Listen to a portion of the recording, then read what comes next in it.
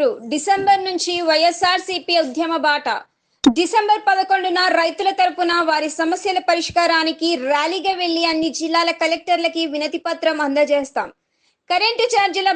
బాదుడిపై December 27న ప్రజలతో కలిసి ర్యాలీగా వెళ్లి పెంచిన ఛార్జీలను తగ్గించమని డిమాండ్ చేస్తూ అన్ని జిల్లాల ఎస్ఈ సిఎండి కార్యాలయాల్లో వినతి పత్రం అందజేస్తాం. జనవరి 3న ఫీజు రియంబర్స్మెంట్ బకాయిల్ని వెంటనే విడుదల చేయాలని డిమాండ్ చేస్తూ కలెక్టర్ కార్యాలయాలకు వెళ్లి వినతి పత్రం అందజేస్తాం.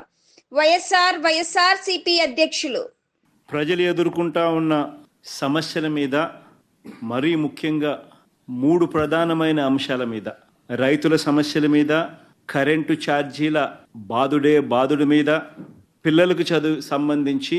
ఫీజులు కట్టలేని పరిస్థితిలో ఉన్న పిల్లలు ఎదుర్కొంటా ఉన్న సమస్యల మీద, ఈ 3 అంశాల మీద వైఎస్ఆర్సీపీ డిసెంబర్ మాసంలో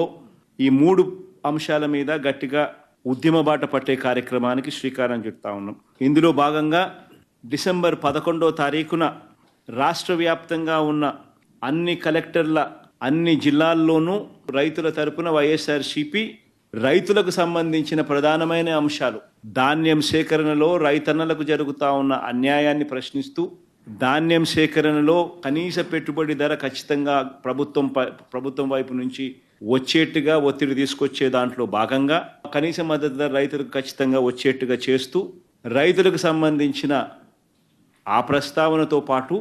పెట్టుబడి సహాయం కింద 20,000 రూపాయలు ఏదైతే రైతులకు ఇస్తామని చెప్పారో ఆ 20,000 రూపాయలకు సంబంధించి పెట్టుబడి సహాయం రాష్ట్ర ప్రభుత్వం, చంద్రబాబు నాయుడు గారి ప్రభుత్వం ఇవ్వని పరిస్థితుల నేపథ్యంలో దానిని కూడా గట్టిగా డిమాండ్ చేస్తూ, ఈ రెండే కాకుండా ఉచిత పంటల బీమా ఏదైతే రైతులకు ఇంతవరకు అందుతా ఉన్న పరిస్థితి ఏదైతే ఉందో రద్దు చేసిన నేపథ్యంలో ఉచిత పంటల బీమా మళ్ళీ ఖచ్చితంగా రైతులకు మళ్ళీ వర్తింప చేయాలి అనే డిమాండ్తో, ప్రధానంగా ఈ 3 డిమాండ్లతో డిసెంబర్ 11వ తారీఖున ప్రతి జిల్లాలోనూ వైఎస్ఆర్సీపీ అక్కడి జిల్లా కలెక్టర్లను కార్యాలయాలకు సంబంధించి కలెక్టర్లకు రిప్రజెంటేషన్ ఇచ్చే కార్యక్రమానికి రైతుల తరపున రైతులందరితో కలిసి ర్యాలీగా వెళ్ళి కలెక్టర్లకు రిప్రజెంటేషన్ ఇచ్చే కార్యక్రమం డిసెంబర్ 11వ తారీఖున వైఎస్ఆర్ కాంగ్రెస్ పార్టీ చేస్తుంది. అదేవిధంగా డిసెంబర్ 27వ తారీఖున రాష్ట్ర ప్రభుత్వం, చంద్రబాబు నాయుడు గారి ప్రభుత్వం ఏదైతే కరెంటు ఛార్జీల బాదుడు కార్యక్రమం ఏదైతే చేసిందో, ఎన్నికలప్పుడు తాను కరెంటు ఛార్జీలు తగ్గిస్తాను అని చెప్పి ప్రజలను మోసం చేస్తూ ఆయన చేసిన అనేక మోసాలలో సూపర్ 6లు, సూపర్ 7లు ఎలాగో గాలికి ఎగిరిపోయాయి.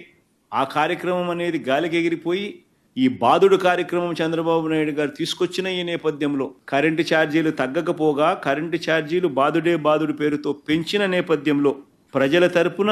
పెంచిన ఈ కరెంటు ఛార్జీలను తగ్గించమని చెప్పి, పెంచబోయే ఈ కరెంటు ఛార్జీలను జనవరి మాసంలో ఇంకా ఫర్దర్గా పెంచబోయే ఈ కరెంటు ఛార్జీలను ఇంకా ఫర్దర్గా తగ్గించమని చెబుతూ, ఇప్పటికే 6,000 కోట్ల రూపాయలకు సంబంధించిన బాదుడు ఆల్రెడీ కరెంటు బిల్స్లో ఇప్పటికే రిఫ్లెక్ట్ అవుతా ఉంది.